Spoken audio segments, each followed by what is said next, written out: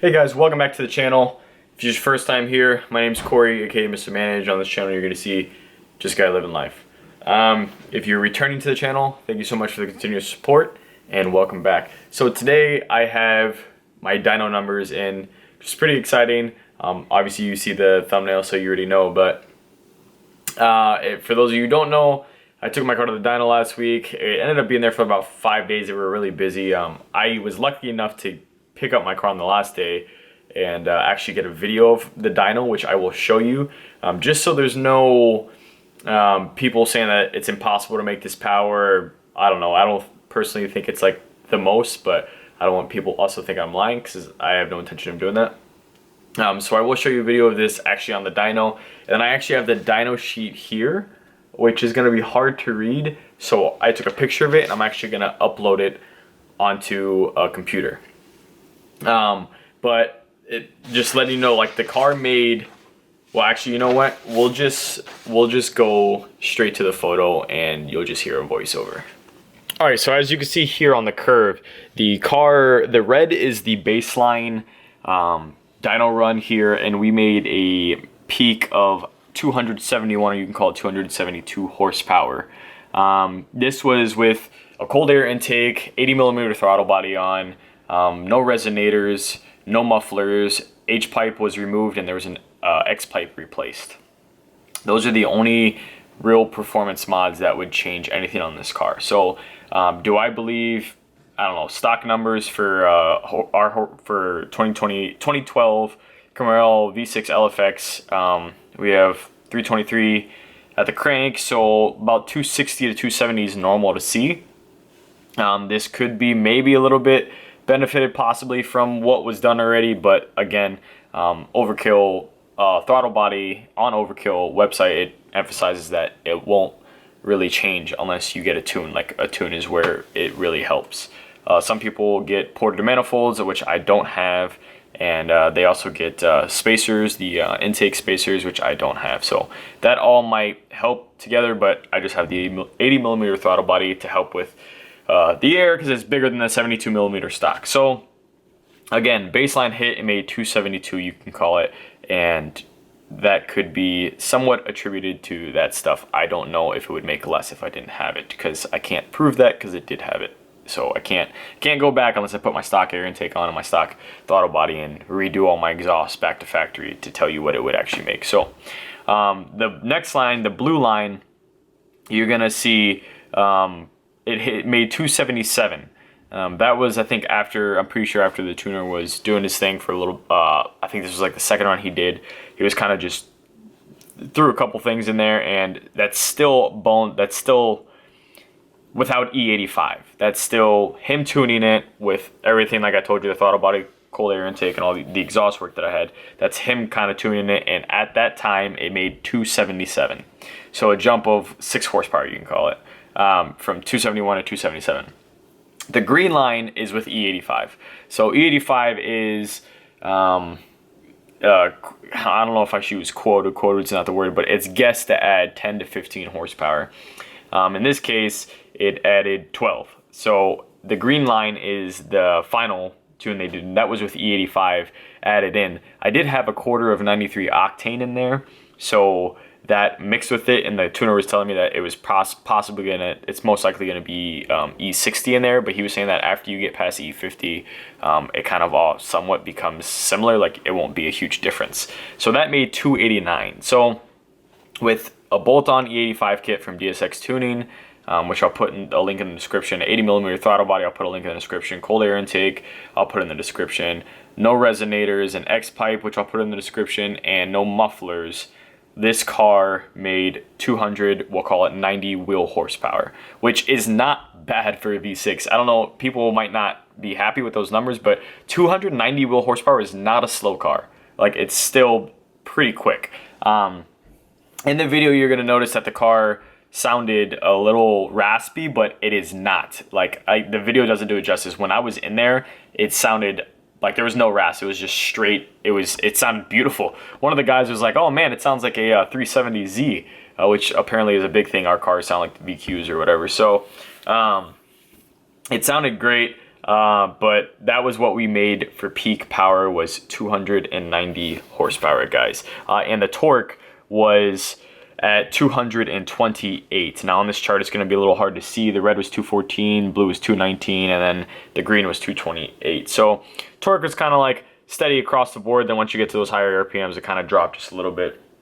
If you do look at the red line here, around 5,000 RPMs, there's like a little drop, and I was doing some research on like dyno graphs and stuff, and people were saying like one thing you want to see is like when that little drop, what you want to see is consistent power gains across the board. And if you look at the final result, which is the green, you see a consistent power gain across the board. On the red at 5,000, you see kind of like a little divot, and then it's fixed in the blue, and in the green it's smoothed out, so where it's a consistent power gain. So I don't know the most about dyno graphs, but I can tell you that again that the peak power I made was 290 horsepower with a V6, and that's all bolt-ons. That's not being force inducted. The tuner was also telling me that forced induction superchargers, turbochargers benefit a lot from E85 because it has the cooling effect, and that helps when it comes to forced induction. He was saying that he's seen cars naturally aspirated that gain as much as 30 horsepower with E85, and he's seen people naturally aspirated cars gain absolutely nothing. So that was, I mean, I gained 11 or whatever it was 12. I gained 12 horsepower. So it wasn't the biggest difference, but overall peak power is 290. The overall tune of the car is, I think it's good. I mean, throttle response, a little bit better. It's not going to be a day and night difference, guys. It's not going to be like, oh my God, I went from 271 to 289, so 18 horsepower difference total. You know, oh my God, it's amazing. It's so much more power. Like, no, like he changed things. I don't know exactly what he changed, but the car definitely feels different. I know something's different, but it's not the end of the world. I mean, it makes good power, great. I did a couple pulls on the highway, and it tossed me back like a little bit, but it wasn't something huge. I'm not gonna sit here and lie to you, but it's definitely a snappy car that will go when you need it to go. He changed the temp, the fan turning on temp for me. Before, my car, sometimes if I was sitting in traffic, could get up to like 219, and then the fan would turn on. My car didn't pass 199 the other night, and I watched it. It hit 199, and I'm pretty sure the fan would turn on, and then it dropped right back down. So that's nice because that helps a little bit with the overheating issue. I don't have one, but like my car's not going to be able to get that hot because the fan's going to kick in earlier. So that's pretty cool. Other than that, the car definitely, it feels a little different, but it's not a big difference is what I'm telling you guys. And it definitely, I mean, it feels good. The difference that it does have feels good. It feels like I said, a little bit better throttle response. And once I get to the higher RPMs, well, around 300 to 400, I feel like it pulls pretty hard now, which is nice. So that's the dyno results. All of this buildup was for the people that don't want to get supercharged. If you don't want to spend $5,200 to get a supercharger, which I understand completely, and you just want something that like will give you a little more zip, again, this is something you can do. You could get tuned on E85 with a cold air intake and a 80mm throttle body, which is exactly what I have, and I have a little bit of exhaust work. So if you want to get to this point, you can, and if you don't want to go any further, that's fine. So this pit stop was pretty much for the people that don't want to get a supercharger. Otherwise, I could use this money and put it towards a supercharger. The tune alone was $350 plus a $100 licensing fee, which gives them like access to be able to get into my ECM or whatever, like their license or something like that. If I go back to them, I won't have to pay that $100 fee again. And then I end up paying a separate $350 because of the E85.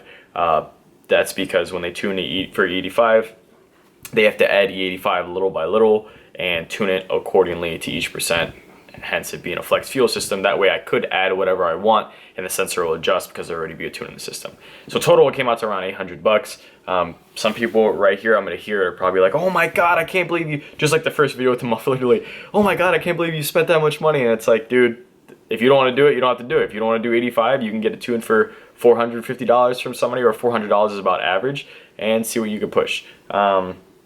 I'm happy with the numbers. I wanted to hit 300. You guys know that 10 horsepower off 300 is not the end of the world for me, so close enough. I was looking at old forums for the V6, and somebody had like a sheet of everyone who got dyno tuned and the numbers they were making, and there were some people realistically making 260, and I went all the way down to the bottom of the list, and the next, if I would have put my list in there at 290, I'd have been the third from the top. The second one above me would have been a guy who had 100 nitrous shot, and then before that, above that, was a supercharger. And that's just the people that put their stuff up there. I'm sure there's people out there that have a V6 that are pushing more tuned. I'm not saying that this is the most you could push. This was a dyno jet. Correction factor was SAE, and that's as much as I know. It wasn't a Mustang dyno or anything like that. I don't know what your perspective is on dynos. Some people say Mustangs are worse or give false power. I have no idea, or it might be the opposite. Maybe dyno jets give false power. I don't know. From my understanding, dyno jets are good dynos. So I'm happy with the way the car feels. Also on the bottom of that graph, it showed air fuel ratio, and it went from like 14.7, which is stoic, to wide open throttle. It goes to about like 12.8 or something like that, which is normal. It's just gonna run a little richer because you're at wide open throttle. So that's the graph. I think it was personally worth it, but I think a lot of stuff on my car is worth it just because I'm willing to accept whatever comes from it. That's just the way I am. So 290 wheel horsepower, which is pretty tight. Next year I'll be getting supercharged. I think I got a couple more mods in the book for you guys, like very small ones, but nothing too big.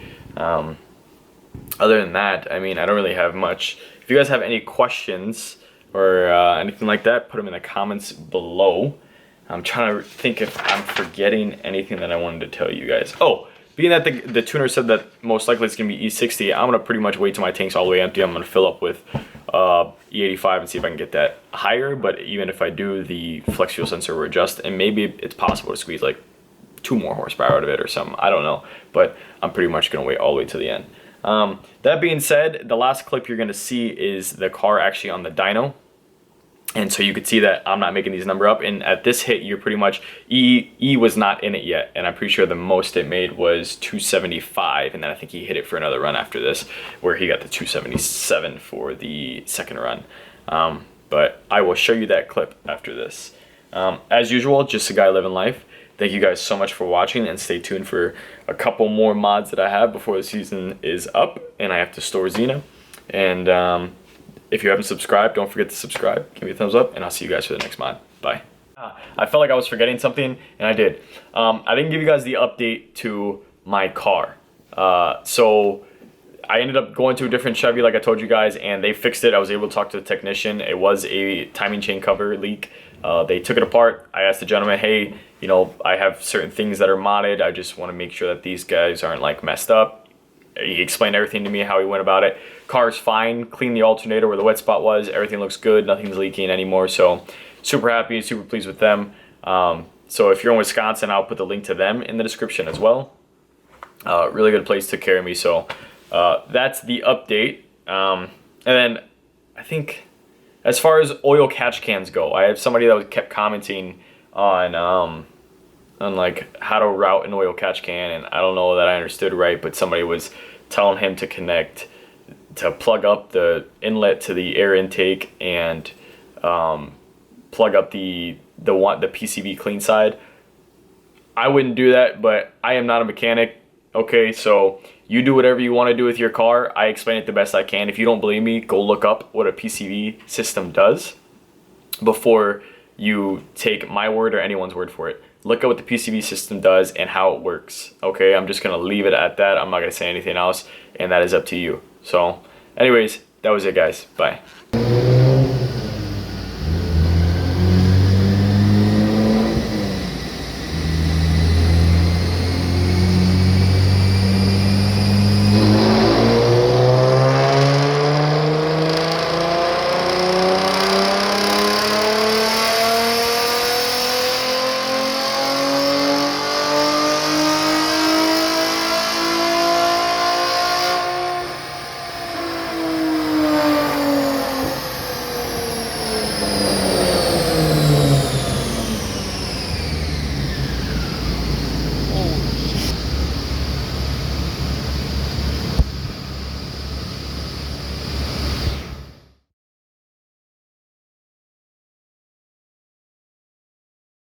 Fire spreading all around my room. My world's so bright, it's hard to breathe, but that's alright. Hush.